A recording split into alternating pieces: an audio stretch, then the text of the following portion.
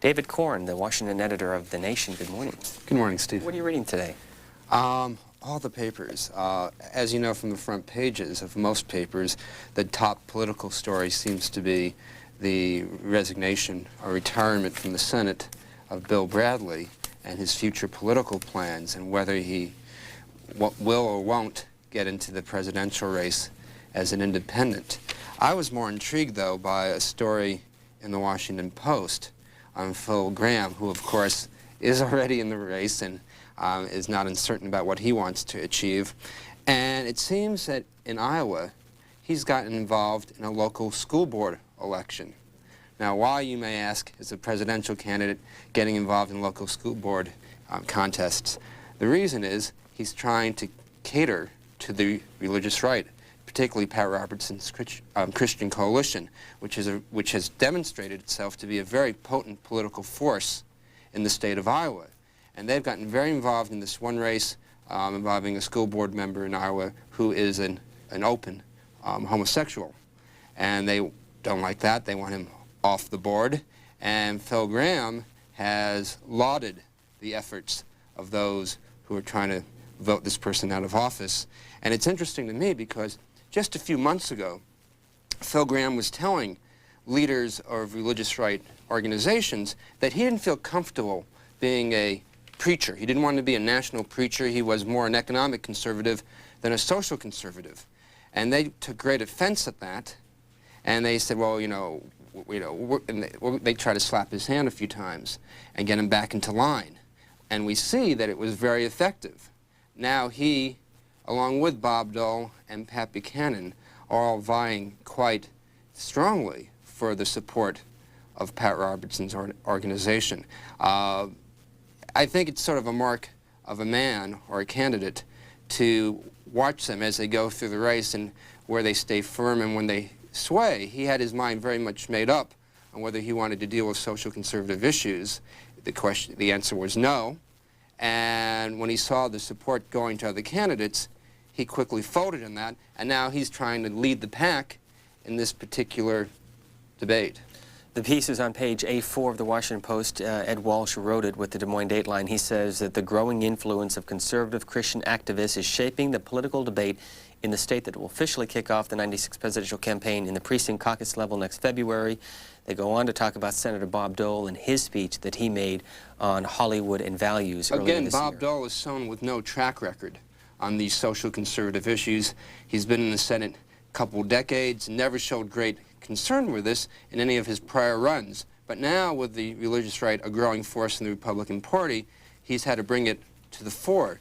And one thing I found interesting in the article is that it did not mention Phil Gramm's past neglect of this issue and the response, the critical response he drew from the religious right.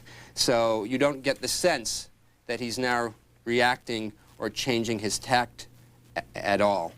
David Corn is the Washington editor for The Nation. Here's what the August 28th, September 4th edition looks like with a piece on Tobacco Row and on Disney and its recent merger with ABC. Joe Sobran publishes Sobran's The Real News of the Month. Good morning to you. Hi, Steve. How are you? We'll talk about that in a moment, but what are you reading in the newspapers? Well, a number of things. I too, was struck by the response to Bill Bradley's retirement. It looks to me as if the Democratic Party is prepared for big defections next year. Individual members of it are. The party itself is not. How so? Well, the '94 election was really a realigning election, I think. I mean, a profound one of the kind we've been expecting for some time, in that the Republicans got pretty much the support, the kind of core support of the country, in the sense that they got the votes of white Christians, whereas the Democrats were confined pretty much to minorities. They got their landslides among minorities. And now we're seeing this being played out in the Gramm story as well as in the Bradley story. Let me have you both sum up another story or two from the morning newspapers and remind you that we want to hear from you. Our phone lines are open, and we'll show you the number on the bottom of your screen. Joe Sobran, what else? Well, the Madison indictments, of course, the Madison Guaranty Trust indictments. The special prosecutor, whatever he's called now, Mr. Starr, was careful to specify that this did not reflect on the Clintons, but people have to wonder about that, especially with the Judge Hale about to testify that President Clinton, then Governor Clinton, pressured him to make this illegal loan. And you also had talked just before the show about a piece on the front page of the Washington Times about Gary Bauer and his role in the Republican Party. Do you want to explain this? Yes, he's not exactly a kingmaker, but he's another reflection of the power of the religious right in the Republican Party. And they're saying, don't take us for granted. David Corn, what else? What else? There was, in several papers this morning, there's a story on a study that was done by a non-governmental group that found a high percentage of herbicides in the drinking waters throughout the Midwest and the South. And of course, DuPont, one of the makers of the chemical, says there's nothing to worry about, but these are substances that have been linked to cancer. And I found it interesting that the study comes out at a time shortly after the House Republican majority voted to kill all funding, not to cut funding, but to kill all funding for monitoring of drinking water. It seems the water is getting more polluted, and the Republicans want to take away a federal role in ensuring the safety and the protection of our drinking water. Another health issue. This is an AP story in the Philadelphia Inquirer, but it's in most of the other newspapers this morning about radiation experiments using 16,000 people taken from World War II through the mid-1970s. Are either of you familiar with this story? Yeah, I've actually done some writing on this, and I had a piece in the Inquirer a week or two ago on this subject. This is the end of a big Department of Energy investigation into what its predecessor, the Atomic Energy Commission, did in what we call radiation experiments. People might remember the news stories from a year back of children in hospitals and mental patients and prisoners being used in the 50s and early 60s for radiation tests, inserting radioactive elements into them to see how it moves through the body, or to women to see how it comes out in mother's milk. And in many cases, it turns out that this was not done with the consent or the knowledge of the patient, and the DOE study that came out yesterday showed that, I think, I have the number here, there were 435 different tests, and found that about 10% of them, which would be 43, did not comply with the ethics of the day, not even the ethics of today. And this is also just a small piece of it, because the DOD and other agencies conducted their own radiation tests throughout the 50s and did things like nuclear tests, and then studied fallout patterns over civilian population areas, knowing that there were risks to the civilians, but saying, well, we'll get good research data out of this. You can read David Corn's work in The Nation. Previously, he worked for Harper's and Mother Jones, graduate of Brown University, and your hometown, New York? White Plains, New York. How long have you been in Washington? 8 years. And what is your paper of choice here in this town? Is it the Post, the New York Times, the Washington Times, or something else? They're all good in their own way. It's like having children. I don't want to pick a favorite. I think the Post is a more stylishly and a more fun-to-read paper than the New York Times. The Times is more, I think, authoritative in its international coverage. And I'm a big fan of the Washington Times. Even though I write for a left-of-center periodical, I look at the Washington Times as sort of being the campus newsletter of the right. If you want to know what the Wall Street Journal will be writing in a week or so, if you want to know what's the thinking going on in the far-right camp, it always comes out in the Washington Times first. And I'm also always amused by their bending of some journalistic norms when it comes to going after the Clintons. Joe Sobran, you are from where? From Ypsilanti, Michigan. Born in Graduate- Detroit, actually. Graduate of Eastern Michigan University, That's right. previously with the National Review for almost 20 years. Yeah, 21 years. And you've been doing your own newsletter for how long? Over a year now. We're older than the O.J. Simpson trial. What is your newspaper of choice here in this town? Well, I gobble them up every day. I love to read the Washington Post in particular, because you get the establishment view there, and the the Washington Times being far right, as David says, I agree with too much to really enjoy it. I already know what they're going to say in a certain sense. So I like to read the Post to get the government's view of things. That's the company town paper. Boise, Idaho, good morning. Well, good morning. Thank God for C-SPAN and little green apples. Well, thanks for watching. Question, when Bill Bradley took over a cabinetship, I heard him say that he had a hold of the helm, and he tried to steer the ship, but the bureaucrats ran it just the way they wanted, and it didn't seem like his wheel was hooked up to a rudder at all. In the event by a fluke, we did get a independent candidate as a president, why wouldn't we have the same problem, no matter whether the Democrats or the Republicans controlled the Congress? Well, we're likely to. We've got a huge structural, constitutional problem in the country now, and I think, in fact, that it's going to become more apparent that electoral solutions just aren't there anymore. For example, we've got almost a $5 trillion national debt. That means if interest rates go up a little bit, we could be paying about $1 trillion a year just in interest on the debt. That doesn't leave many options for other things. It means we're on the road to funny money. Page 4 of the Washington Times, a couple of stories worth noting. First of all, Wesley Pruden's article this morning declaring the victory en route to 96. It's a piece about Senator Bob Dole. There's an Associated Press story about Senator Bob Packwood and the continued investigation into the ethics charges against the Oregon Republican. And Ralph Hollow has a piece about Governor Steve Merrill of New Hampshire, a Republican, who's going to Iowa this weekend. Do you want to comment on any of these pieces? Well, I don't know why Governor Merrill's going off to Iowa. You think he'd get enough attention just staying put in New Hampshire. I was up there recently following Pat Buchanan's campaign, and everybody who comes to New Hampshire, who goes to Concord, has to walk across Main Street and go see the governor and pose for photos with him. So he gets plenty of attention there.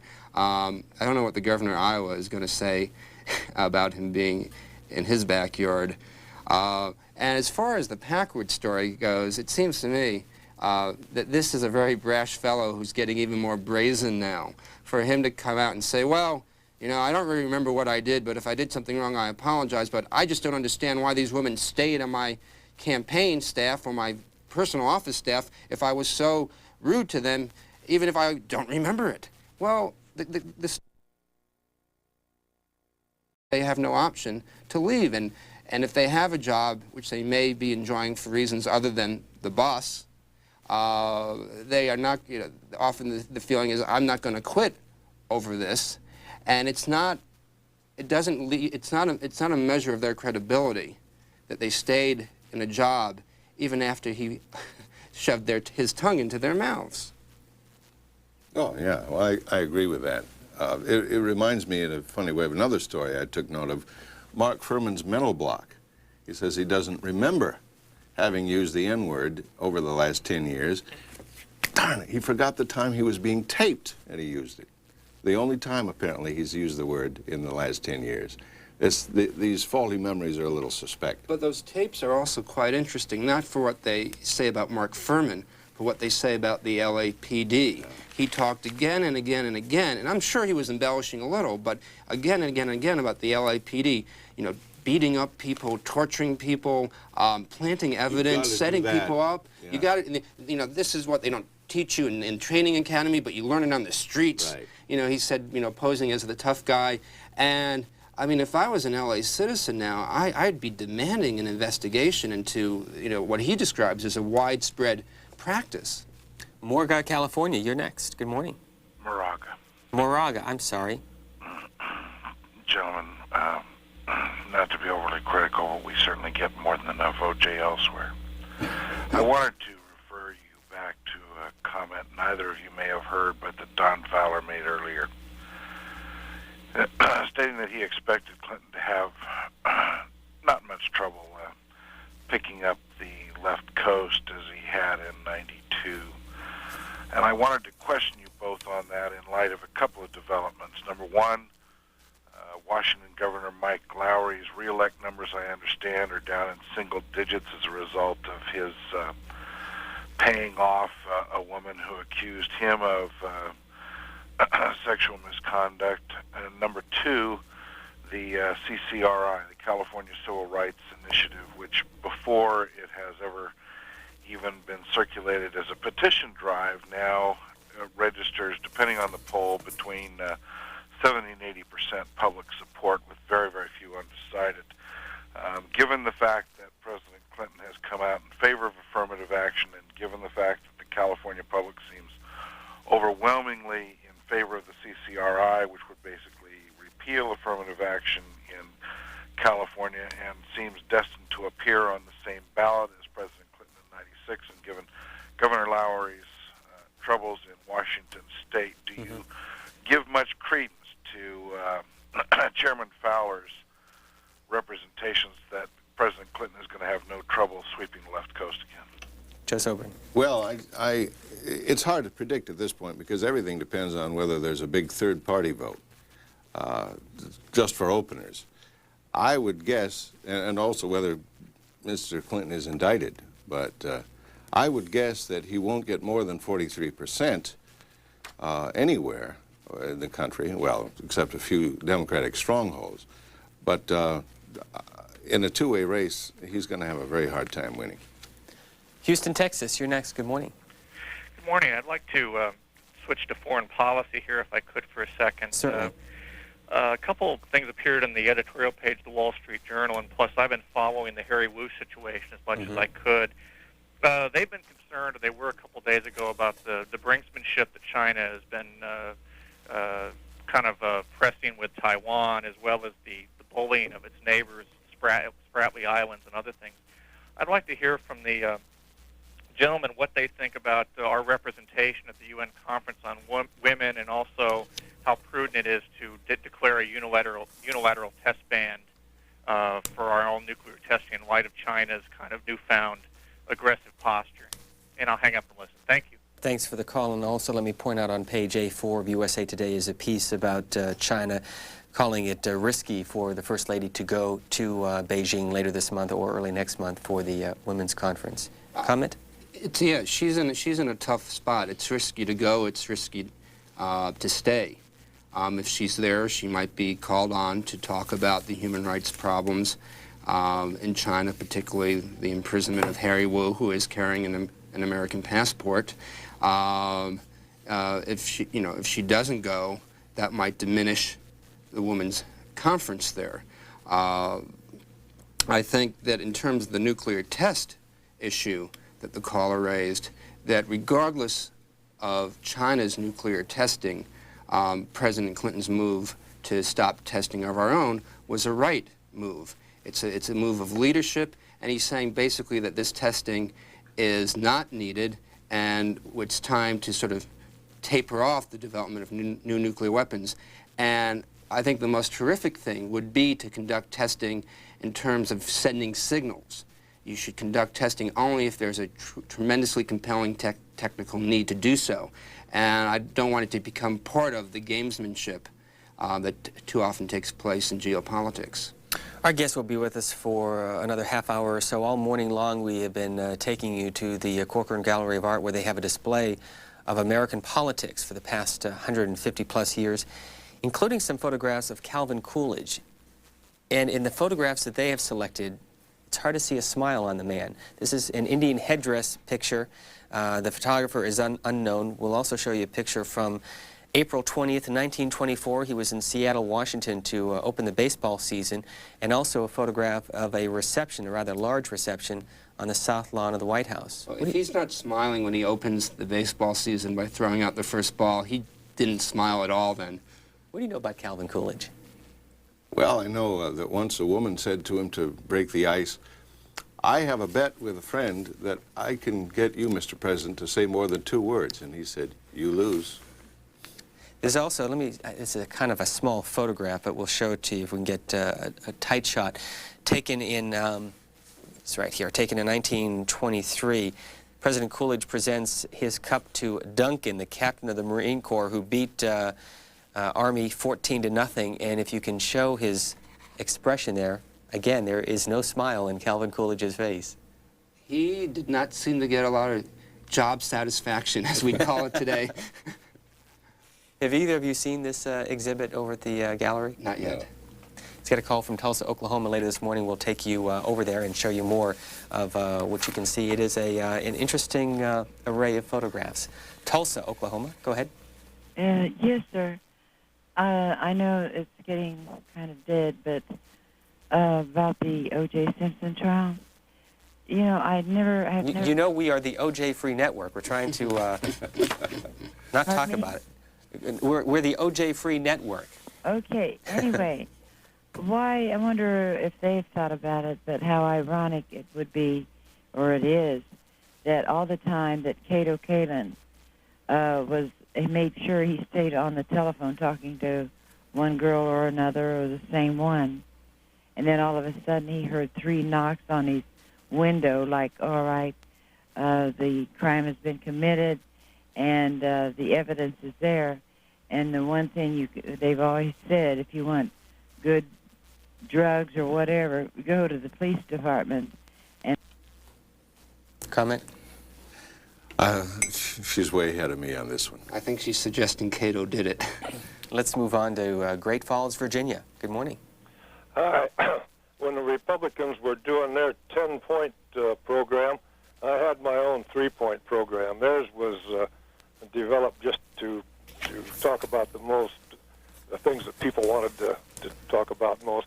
But I had 3 things that I thought were very important. One was the national debt, and one was the campaign finance reform, and one was the environment. On the debt, I think the Republicans have probably done pretty well.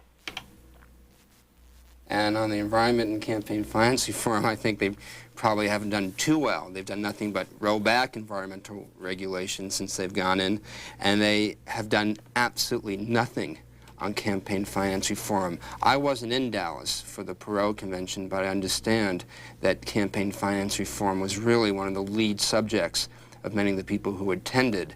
I think it's a growing issue, and I think any independent candidate who runs is going to try to use that issue strongly. Ottumwa, Iowa, you're next. Good morning. Oh, yes. Are you going to be in Ames for the straw vote this weekend? No, I got a call because I'm registered Republican, and I'm on the Christian Coalition mailing list, but believe me, they don't represent my family as Christians and my friends. Who called you to attend? It was a Pat Buchanan supporter, and I said, the only one I'm ruling out is Phil Graham because of what Mr. Corn. Let me ask you, and then we'll get your comment. Who do you think is the best organized in Iowa right now? Well, Dole has grassroots support, but Buchanan is very, very massive. But I would say Graham, though, has spent, oodles of money. My friends that aren't registered Republicans and relatives are getting massive mailings. Multiple mailings every week. And it's incredible. But like Mr. Corn says, I will not support. I've ruled him out way. He panders to anything that comes around.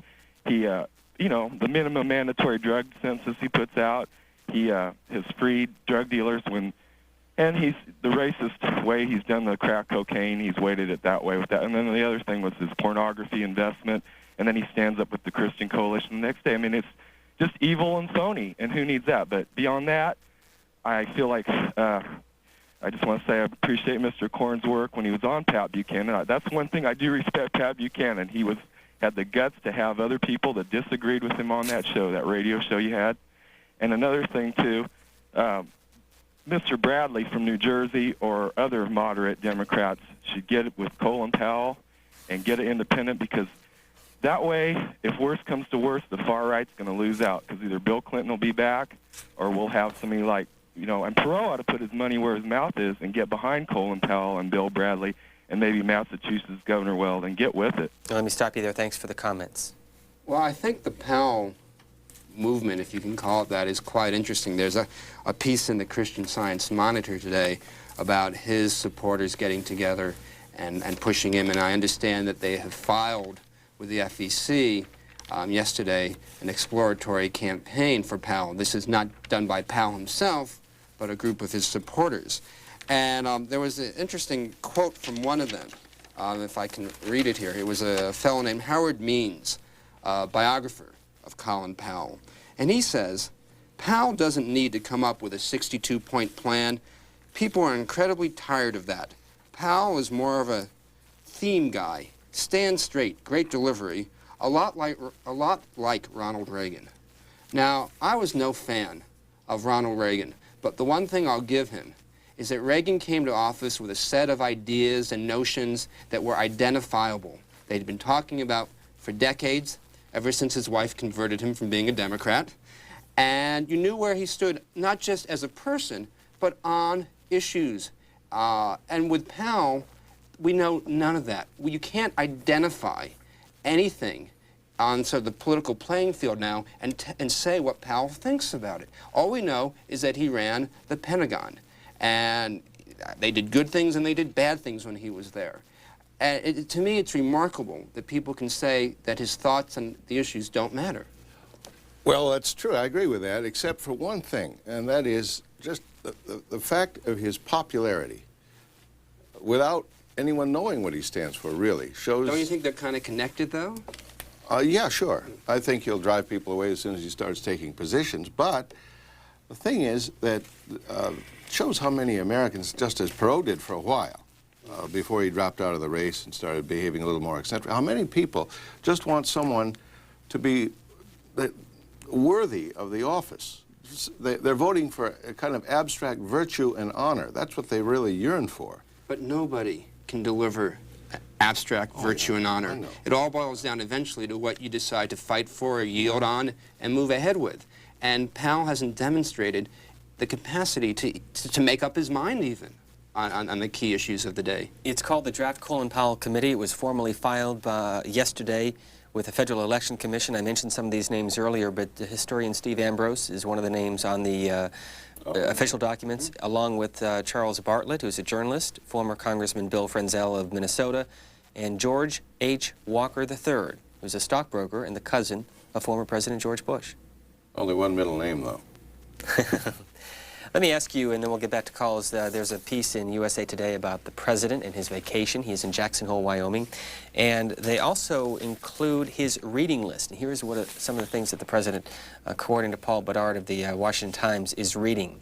Genes and the Biology of Cancer, The Politics Presidents Make, and The New Illustrated Guide to the American Economy.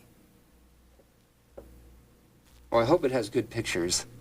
Any comment? No, I think by about, he's been on vacation, what, 3-4 days now? 2.5. 2.5. I think he's probably going a little bit stir-crazy by now. As you know, a lot of the aides stayed behind to give him his space. But this is a fellow who doesn't slow down very easily. In fact, when he went off on vacation, he said, you know, you got to try. You got to try to relax. He likes his job. He likes working. And if he only brought with him 4 books, he'll be done with those by the weekend. Well, he brought some others as well. Okay. Beach Music by Pat Conroy, Goodbye Darkness, The World in the Year 2020, and a few detective novels. Have you read any of these books? No. I wish you'd read the Federalist Papers myself. Winston-Salem, North Carolina, good morning. Good morning. How are you today? C-SPAN. Doing very well, thanks. I guess How's the weather down there?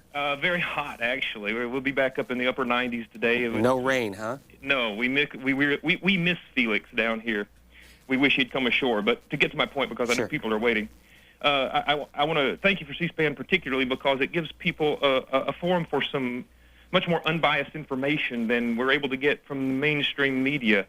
I think a very good illustration is the whipping that Mr. Packwood is taking in the press by Representatives Boxer and others, and the very remarkable lack of interest in Paula Jones or Mel Reynolds' situation.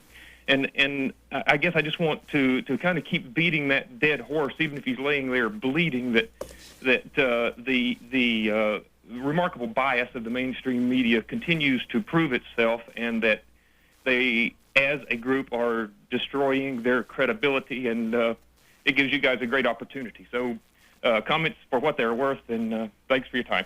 Thanks for your call. Did you want to follow up? Well, you got to say, I mean, I got to take issue with the Mel Reynolds business that's been in the press. Basically every day of the trial has gotten coverage, and if there's nobody in the House or Senate, attacking Mel Reynolds the way Barbara Boxer has gone after Packwood, that's not the media's fault. Boxer has raised objections to the way the Senate Republicans and the Ethics Committee are handling the Packwood case, and thus the media covers that because they like a good fight. If Newt Gingrich went after Mel Reynolds, no doubt the Washington Post, the New York Times, all the elite mainstream media and the networks would be there. Don't you agree, Joe? Yeah, I do, David, but I think the man has a point in that most of the media in this town are essentially courtiers. And I mean, the big media get to be big because they play this courtier role. They don't take a critical stance toward the government. They don't view it with detachment or judge it by some higher principle. And now the government, of course, is a Republican Congress and the Democratic White House, and I would say they react to both in a similar fashion. Yeah. Oh, yeah. A couple of minor items from the morning newspaper. Page A4 of USA Today has a story about George Stephanopoulos, who's going to be leaving for a 2-week visit to Turkey, Cyprus, and Greece as a presidential emissary. He'll also be discussing U.S. relations and problems in the Eastern Mediterranean and taking some time off for a vacation. He is the son of a Greek Orthodox priest. Well, I assume he'll get a couple parades when he goes to Greece. I know not in Turkey, though. Not in Turkey. That'll be very cool to him there. But during the campaign in '92, when he often went and spoke before Greek-American groups, it was, I think, better than having Michael Dukakis there.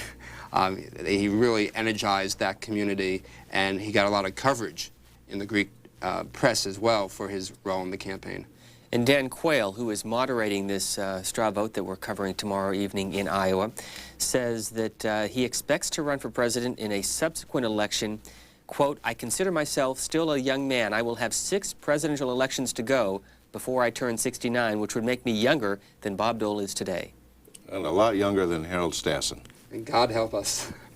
And from the Washington Times, the story Inside the Beltway by John McCaslin, White House cover-up. They quote Sonny Bono, congressman from California, former entertainer from Hollywood. He was asked about the Whitewater investigations by David Letterman. He said, if there's anything Congress has uncovered through its independent probe, Mr. Bono replied, quote, "What happened was the guy shot himself and everybody panicked. And they just thought, what do we have to hide, just in case? So things were hidden. We'll never know what they hid. It was pretty amazing. There was some sort of cover-up there." Well, there's still no proof of that. I mean, I sat through the Senate Whitewater hearings, which focused on whether or not there had been a cover-up in the White House after Vince Foster was found dead. And there were some contradictions, yes, from high White House officials, but even Al D'Amato, who was the Senate Republican leading the charge in this, had to admit that at the end of the day, they had some suspicions, but no proof that anything had been covered up, nor could he say what had been covered up. All he could do was suggest different possibilities. And that's a far cry from the previous scandals in which Watergate, Iran-Contra, Billy Carter scandal under Jimmy Carter's day, in which you knew what had happened, that something wrong had been done, and they tried to cover up. But how can you prove that evidence was destroyed after it's been destroyed? But how can the White House prove a negative and say they didn't destroy evidence? Well, it was pretty fishy behavior. It reminds me of a line from P.G. Wodehouse. He describes a character as having the stricken look of an American senator who has just received an unsigned telegram saying, "All is discovered, fly at once."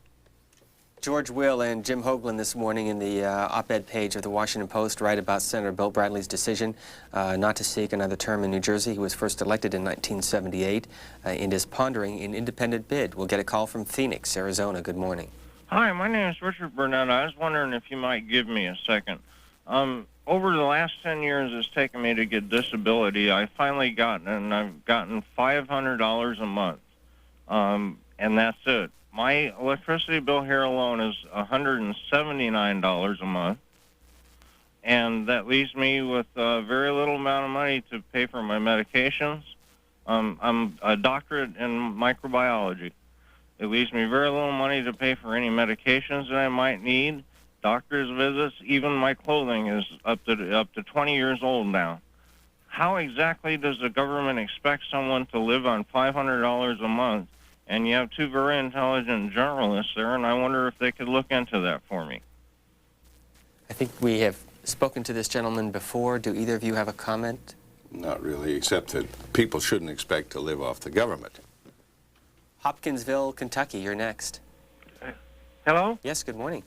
Yeah, can you hear me? We sure can. Well, there's one thing I have been...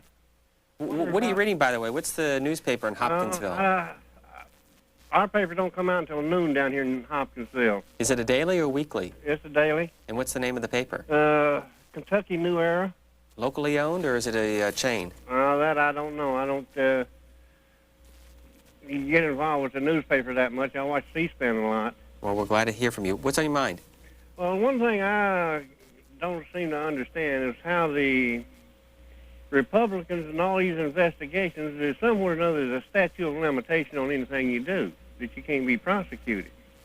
Now, what's happened to all these statutes of limitations for 15, 20 years ago or 12 years ago?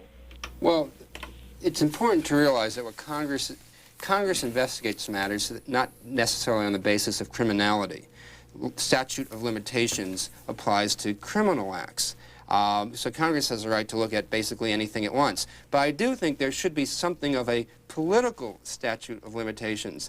The Whitewater scandal began about 3 years ago, and we've had so much time and energy, 4 weeks of hearing just in the Senate and a week or two in the House and more to come, and they still haven't really been able to add much to the picture from what's happened. And they haven't really added anything to what the special counsel is doing down in Arkansas. So I think at some point in time, the Republicans have to either produce evidence of true scandalous activity or move on. But of course, they don't want to do this because to them, it's good political fodder.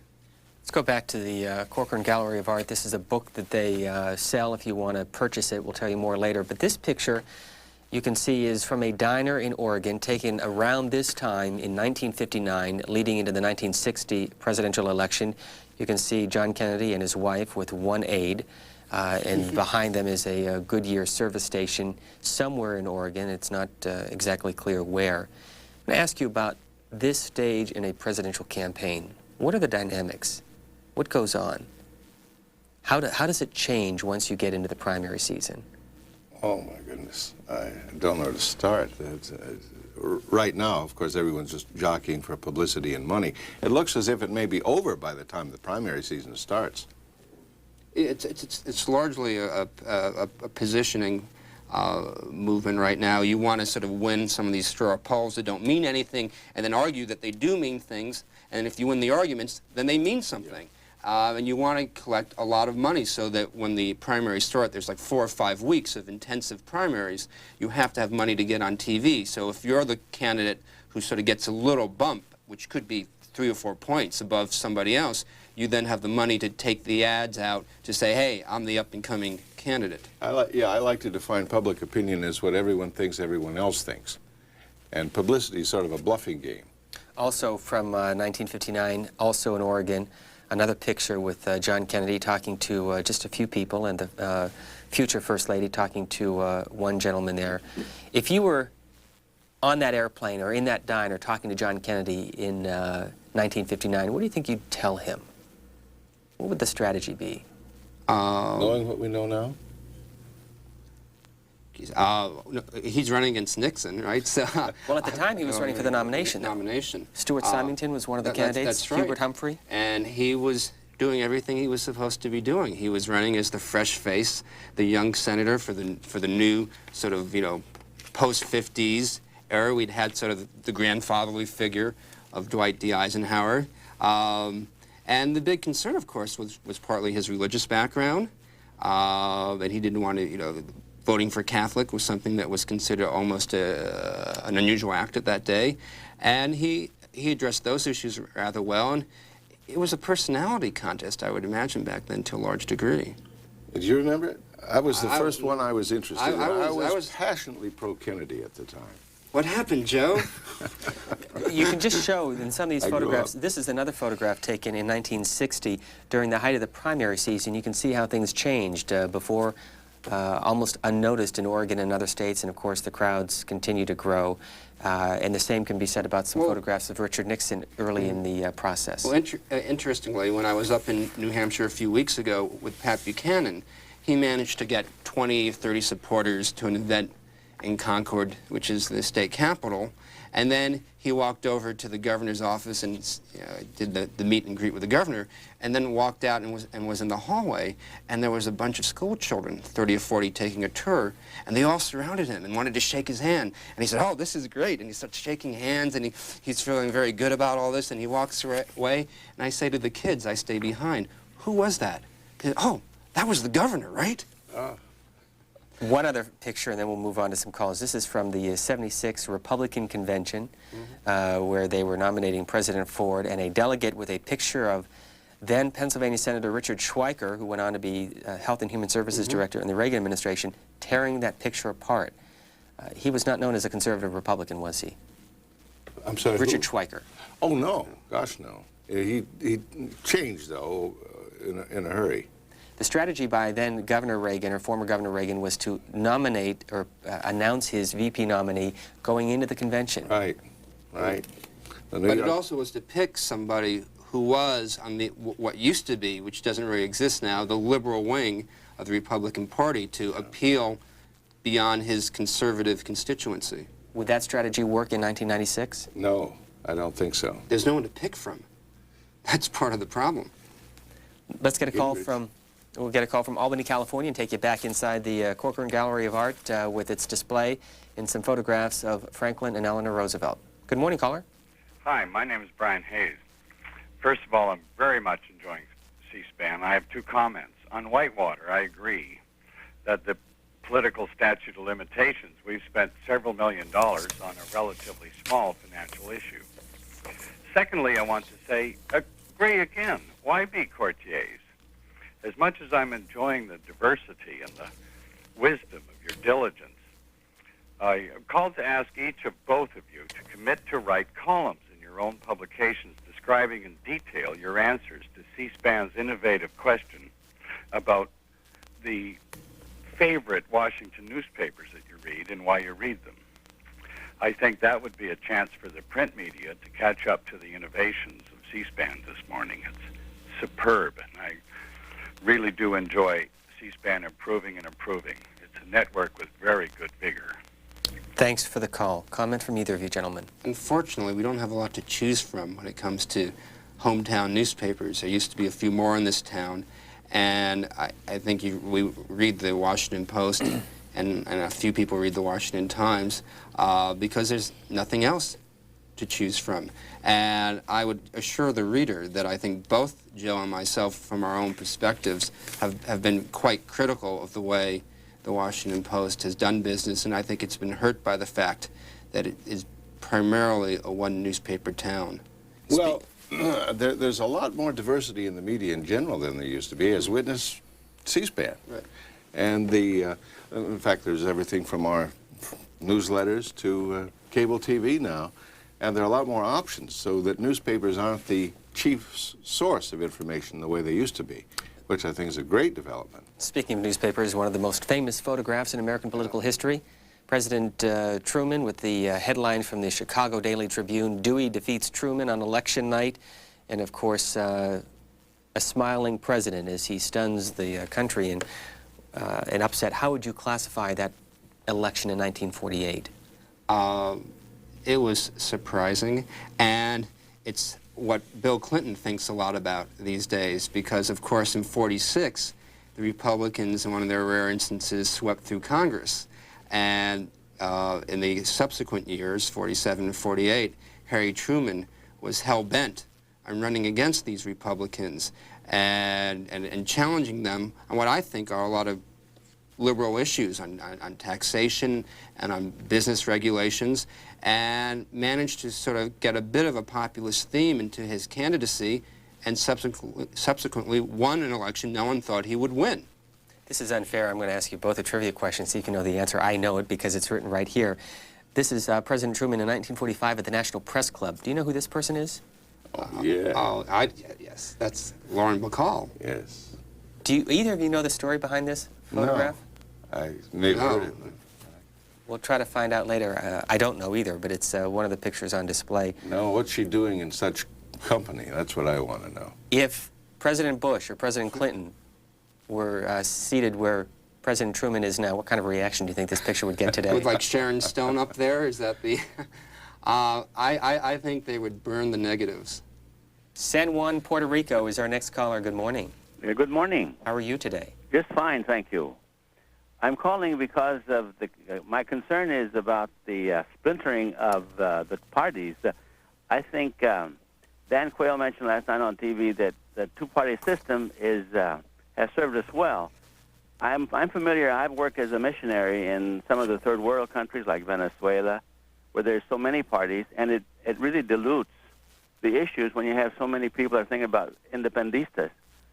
I would like to think that guys like Colin, Powell, and this gentleman Bradley and Perot, they should try and decide which of the two parties best fits their ideal and work within the system.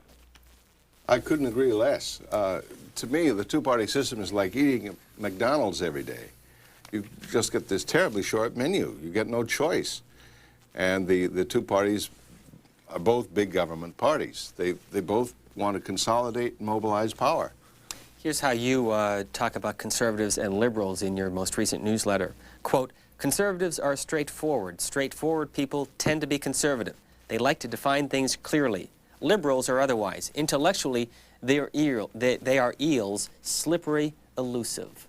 Well, have I been too slippery this morning, Joe? Well, there are exceptions. Thank you. But in general, I would say the reason I said this is the coverage of the Sheila Burke story in particular. I won't go into the detail on that. Who's Sheila Burke? She's Senator Dole's liberal aide, whom all liberals seem to be defending, while not admitting she's a liberal. Joe, you have so shifted the spectrum of ideology here. Liberals, you think anyone in the ADA or the ACLU or People for the American Way or anybody who's fighting, for single-payer health insurance considers Sheila Burke one of them? The only people who think she's too liberal are people like Gary Bauer on the far right. She only looks liberal to them because she's a step or two, to the left of their Genghis Khan positions. Well, listen now. Come on, she's not a liberal. Paul Wellstone is a liberal. Does she work for Paul Wellstone? Does she reflect his issues, his opinions? No. She works for Bob Dole. She's been out there fighting for his issues. He defends her. She is not a liberal. Yes, Don't give her us. We don't want her. Oh, yeah, she's yours. I mean, the thing is that people on your own side don't always appear to be on your side, in a sense. The point is, in principle, she agrees on the huge role of the federal government. The people you call the far right are the real mainstream in this country. Well, then who's to the right of them?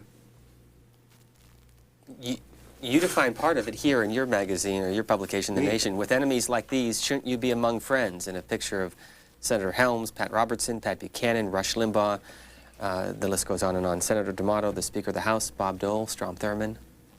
The Republican triumph in Congress has been very good for us.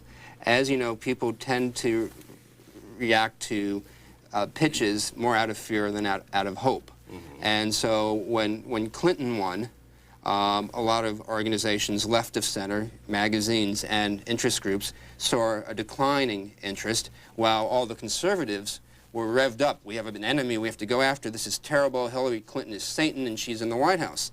And after the Republican victory in '94, that dynamics shifted a bit.